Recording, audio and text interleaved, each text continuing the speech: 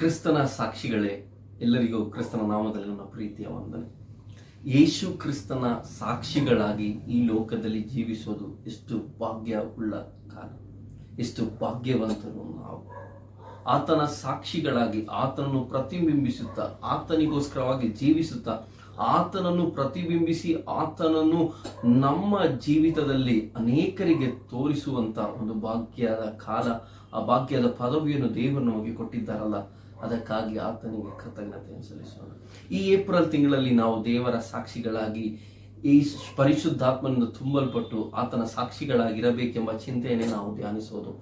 ಈ ವಾರದ ಈ ದಿನದಲ್ಲೂ ಏಪ್ರಿಲ್ 3ನೇ ವಾರದಲ್ಲಿ ನಾವು ಆತನು ನಮ್ಮನ್ನು ಸಾಕ್ಷಿಗಳಾಗಿ ಕರೆದಿರುವಂತ ಕರೆಯನ್ನು ನೆನಪಿಸಿ ಆತನಿಗೆ ಧನ್ಯವಾದಗಳನ್ನು ಹೇಳೋಣ. ಆತನು ನಮ್ಮನ್ನು ಆತನ ಸಾಕ್ಷಿಗಳಾಗಿ ಮಾರ್ಪಡಿಸುವಂತ ಕೃಪೆಗಾಗಿ ಆತನಿಗೆ ಕೃತಜ್ಞತೆಯನ್ನು ಸಲ್ಲಿಸೋಣ. ಒಂದು ವ್ಯಕ್ತಿಯ ಅಂಬಾಸಿಡರ್ ಆಗಿ, ರೆಪ್ರೆಸೆಂಟೇಟಿವ್ ಆಗಿ, ಒಂದು ಪ್ರತಿಬಿಂಬವಾಗಿ ಮಾರ್ಪಡಿಸಬೇಕಾದರೆ, ಇಲ್ಲಿಗೆ ನಿಲ್ಲಿಸಬೇಕಾದರೆ ಆತನನ್ನು ಅವರು ಅನೇಕ ಪರೀಕ್ಷೆಗಳನ್ನು ಮಾಡಿ ಆ ಪರೀಕ್ಷೆಗಳಲ್ಲೆಲ್ಲದರಲ್ಲೂ ಆತನು ಜಯಾಳಿಯಾಗಿ ಪಾಸಾದರೆ ಮಾತ್ರವೇ ಆತನನ್ನು ಒಂದು ವ್ಯಕ್ತಿಯ ರೆಪ್ರೆಸೆಂಟೇಟಿವ್ ಆಗಿ ಮಾಡೋದು.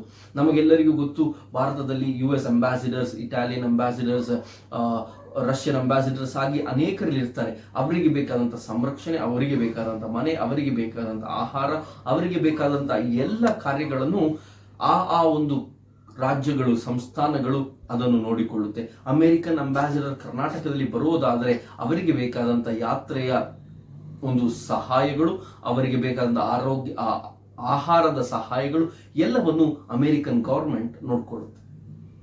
ಹಾಗಾದರೆ ಯೇಸು ಕ್ರಿಸ್ತನ ರೆಪ್ರೆಸೆಂಟೇಟಿವ್ ಆಗಿ, ಯೇಸು ಕ್ರಿಸ್ತನ ಅಂಬಾಸಿಡರ್ ಆಗಿ, ಯೇಸು ಕ್ರಿಸ್ತನ ಸಾಕ್ಷಿಗಳಾಗಿ ಈ ಲೋಕದಲ್ಲಿ ನಾವು ಜೀವಿಸುವಾಗ ನಮಗೆ ಬೇಕಾದಂಥ ಸಂರಕ್ಷಣೆ, ನಮಗೆ ಬೇಕಾದಂಥ ಆಹಾರ, ನಮಗೆ ಬೇಕಾದಂಥ ವಸ್ತ್ರ, ನಮಗೆ ಬೇಕಾದಂಥ ಎಲ್ಲ ಕಾರ್ಯಗಳನ್ನು ದೇವರು ನೋಡಿಕೊಳ್ಳುತ್ತಾನೆ. ಆತನು ನಮಗೆ ಒದಗಿಸುತ್ತಾನೆ, ಆತನು ನಮಗೆ ಬೇಕಾದದ್ದೆಲ್ಲವನ್ನು ಕೊಡುತ್ತಾನೆ ಎಂಬ ನಂಬಿಕೆ ನಮಗಿದೆ.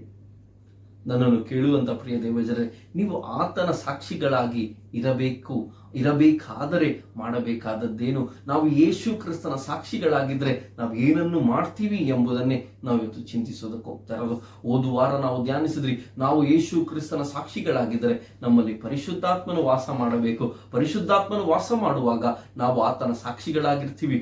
ಆತನ ಸಾಕ್ಷಿಗಳಾಗಿ ಪಾಪವನ್ನು ಜಯಿಸಿ, ಶೈತಾನನ್ನು ಜಯಿಸಿ, ವಾಕ್ಯದ ಧ್ಯಾನದಲ್ಲಿ ನಾವು ಬೆಳೆಯುವವರಾಗಿರ್ತೀವಿ ಎಂಬುದಾಗಿ ನಾವು ಧ್ಯಾನಿಸಿದ್ರಿ. ಇವತ್ತು ನಾವು ಆತನ ಸಾಕ್ಷಿಗಳಾಗಿರುವಾಗ ನಾವು ಏನನ್ನು ಮಾಡಬೇಕು ಎಂಬುದೇ ಇವತ್ತಿನ ಮುಖ್ಯ ಸಂದೇಶ. ಒಂದು ವ್ಯಕ್ತಿ ನಮ್ಮನ್ನು ಸಾಕ್ಷಿ ಕೊಡಬೇಕಾದರೆ, ನಮ್ಮ ಕುರಿತಾಗಿ ಸಾಕ್ಷಿ ಕೊಡಬೇಕಾದರೆ, ಒಂದು ಆತನ ಜೀವಿತದಲ್ಲಿ ನಾವು ಮಾಡಿರುವಂತಹ ಉಪಕಾರಗಳನ್ನು ಆತನು ಒಳ್ಳೆಯ ರೀತಿಯಲ್ಲಿ ಹೇಳುತ್ತಾನೆ.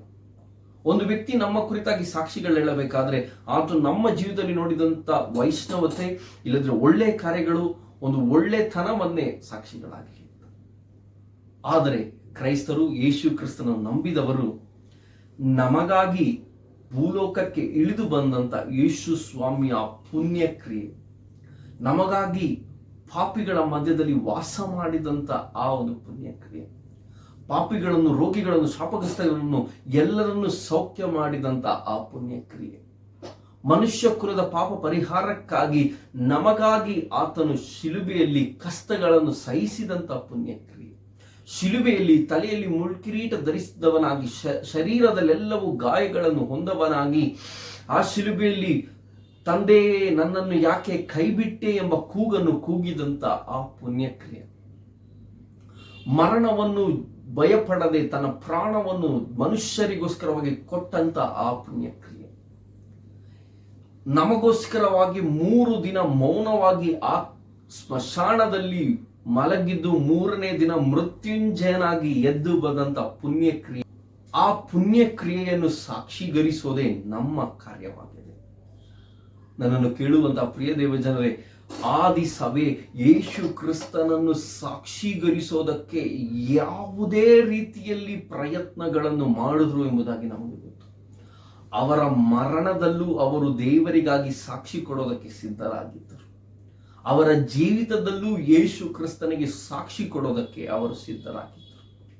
ಅವರ ಬಾಳ್ವಿಕೆಯಲ್ಲಿ, ಅವರ ನಡೆಯಲ್ಲಿ, ಅವರ ನುಡಿಯಲ್ಲಿ, ಅವರ ಬರಹಣಗಳಲ್ಲಿ ಎಲ್ಲದರಲ್ಲೂ ಕ್ರಿಸ್ತನ ಸಾಕ್ಷಿಗಳಾಗಿರಬೇಕು ಎಂಬುದೇ ಅವರ ಆಶಯ.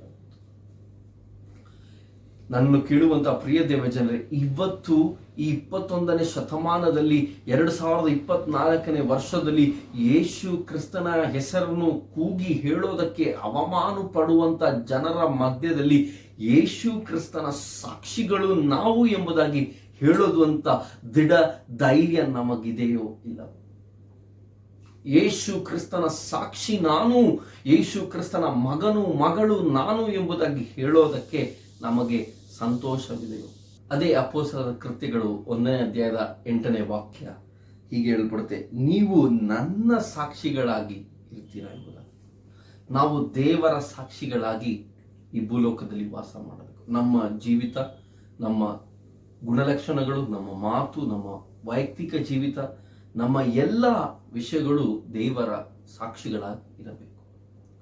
ಆದಿಸಭೆ ತಮ್ಮ ಎಲ್ಲ ವಿಷಯಗಳಲ್ಲೂ ದೇವರಿಗೆ ಸಾಕ್ಷಿಗಳಾಗಿದ್ದರು. ಅವರು ತಮ್ಮ ಕಷ್ಟದಲ್ಲೂ ದೇವರಿಗೆ ಸಾಕ್ಷಿಗಳಾಗಿದ್ದರು. ತಮ್ಮ ಪ್ರಯಾಸದಲ್ಲೂ, ಕೊಡುವುದರಲ್ಲೂ, ಸ್ವೀಕರಿಸುವುದರಲ್ಲೂ ಈ ಲೋಕದಲ್ಲಿ ಸಾಕ್ಷಿಗಳಾಗಿ ಜೀವಿಸಿದಂಥ ಜನರಾಗಿದ್ದರು.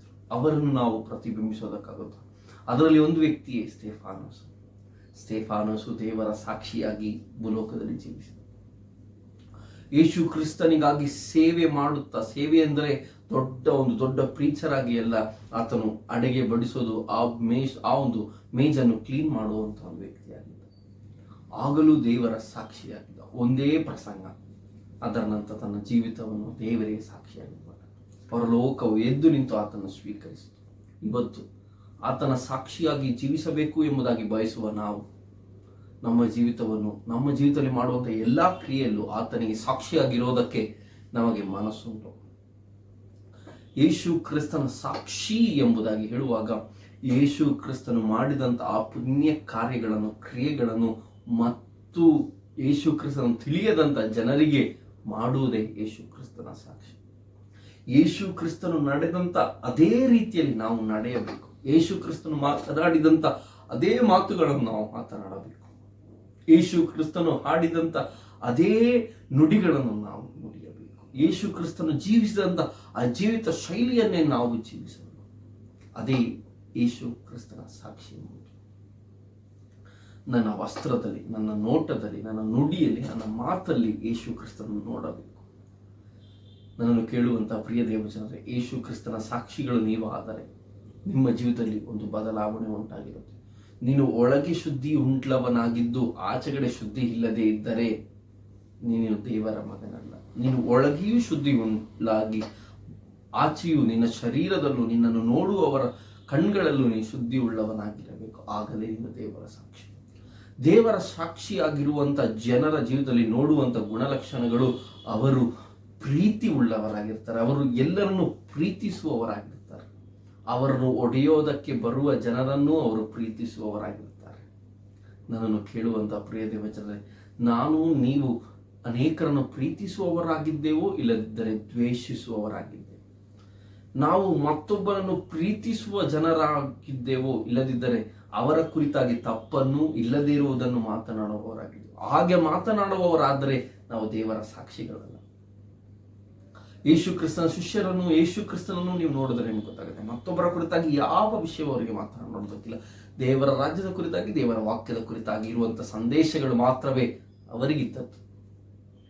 ಯೇಸು ಕ್ರಿಸ್ತನ ಸಾಕ್ಷಿಗಳಾದರೆ ನೀವು ಯೇಸು ಕ್ರಿಸ್ತನು ಹೇಗೆ ಜನರನ್ನು ಪ್ರೀತಿಸಿದನೋ ಅದೇ ರೀತಿಯಲ್ಲಿ ನೀವು ಪ್ರೀತಿಸುವವರಾಗಿರ್ತೀವಿ.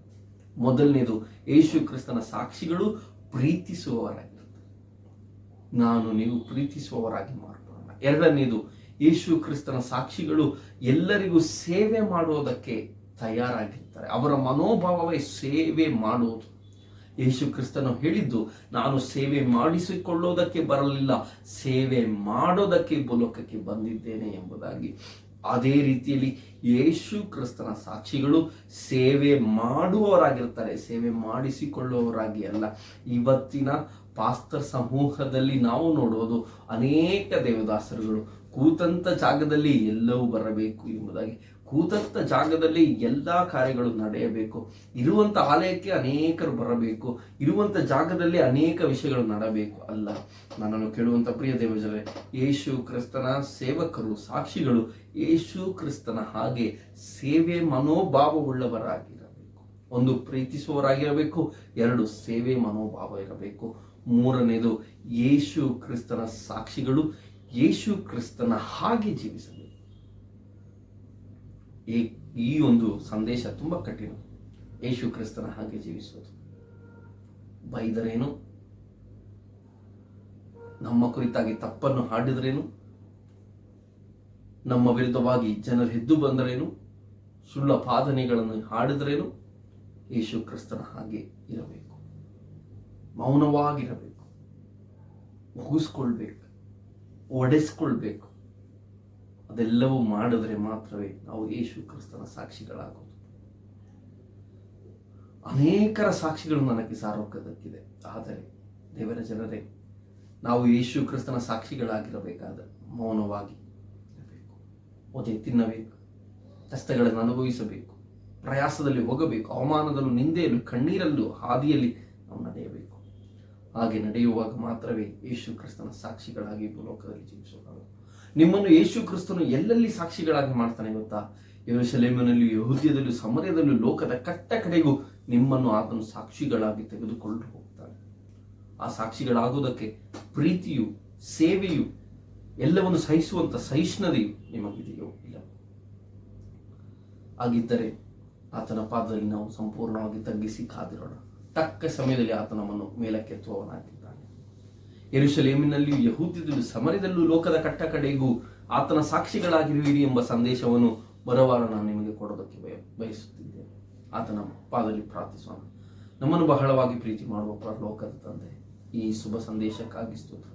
ನಿನ್ನ ಸಾಕ್ಷಿಗಳಾಗಿ ಜೀವಿಸೋದಕ್ಕೆ ಸಹಾಯ ಮಾಡಿ, ನಿಮ್ಮ ಕೃಪೆಯನ್ನು ತುಂಬಿಸಿ, ನೀವೇ ನಮ್ಮನ್ನು ಆಳ್ವಿಕೆ ಮಾಡಿ ನಡೆಸಿ. ನಿಮ್ಮ ಸಾಕ್ಷಿಗಳಾಗಿ ಎಲ್ಲರನ್ನು ಪ್ರೀತಿಸಿ, ಸೇವೆ ಮನೋಭಾವವುಳ್ಳವರಾಗಿ, ಸಹಿಷ್ಣುತೆ ಇರುವವರಾಗಿ ನಮ್ಮನ್ನು ನಡೆಸಿ. ನೀವೇ ನಿಮ್ಮ ಕೃಪೆಯನ್ನು ತುಂಬಿಸಿ. ನಮ್ಮ ಪ್ರಾರ್ಥನೆ ಕೇಳಿದಕ್ಕಾಗಿ ಸ್ತೋತ್ರ. ಯೇಸುವಿನ ನಾಮದಲ್ಲಿ ತಂದೆ, ಆಮೇನ್. God bless you all.